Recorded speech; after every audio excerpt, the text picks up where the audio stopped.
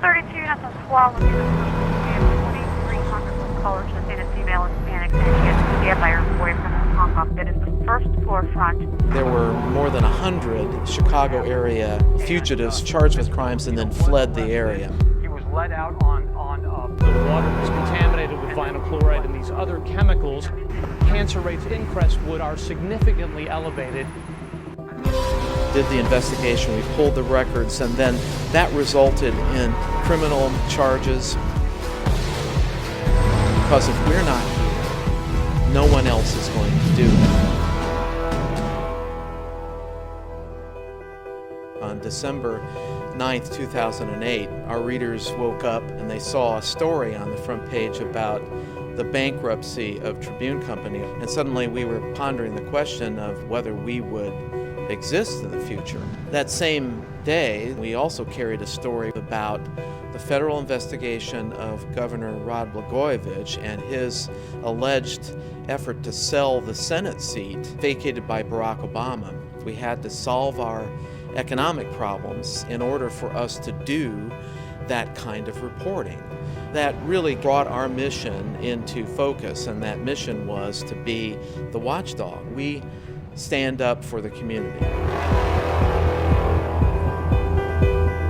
This is the thing that is the most difficult kind of reporting, because what we're trying to do is to tell people what others don't want them to know. Village leaders supplemented their water supplies for more than 20 years with a well they knew was tainted with cancer-causing chemicals. A few years ago, we discovered that community of Crestwood had been pumping water to its residents from a contaminated well. Water was contaminated with vinyl chloride and these other chemicals. Officials here continue to draw water from a tainted well even after the Illinois EPA told them back in 1986 that it was contaminated with toxic chemicals related to a dry cleaning solvent. Last year, the Illinois Department of Public Health found that cancer rates in Crestwood are significantly elevated. They were warned by the state. It was completely irresponsible, if not criminal, for them to do that. We did the investigation, we pulled the records, and then that resulted in criminal charges.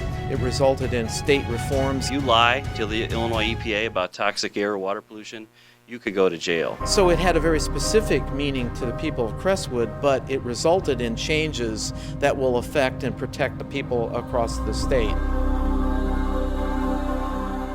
Fortunately, most people want to do good. Most people care about the quality of life in their communities.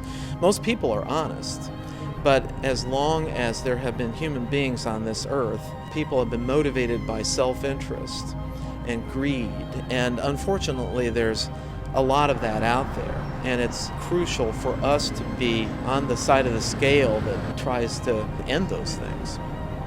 Gary and I have both spent a lot of time in the criminal courts in Chicago. We've just seen time and time again how easily and how often somebody charged with a heinous crime, with rape, with murder, with violence against a child, can simply disappear. 32 units on SWAT looking at a person who stabbed 2,300 with color to say a female Hispanic, saying she had been stabbed by her boyfriend. Alma Chavez, it was just another tragic case. She sort of spurned the advances of Raul Andrade Tolentino. She wanted to break off their relationship. He got enraged and allegedly stabbed her to death. Mr. Tolentino was arrested.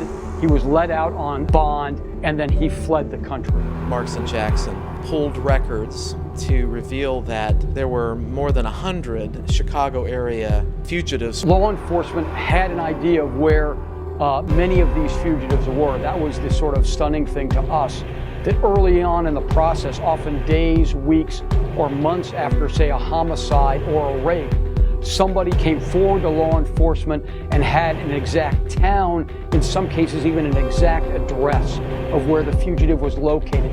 Yet years and sometimes decades passed in which the fugitive was allowed to remain free.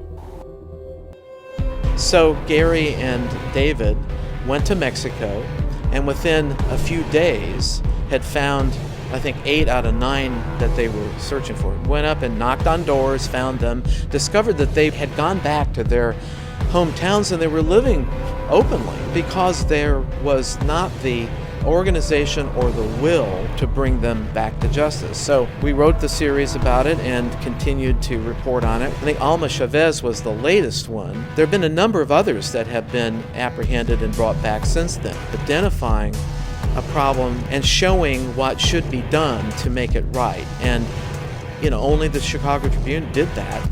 The law enforcement agencies did not do that, to not only just tell you what a problem is, but to actually go solve it. It's the reason why we chose to go do this work in the first place. And that's the reason that the Chicago Tribune really exists.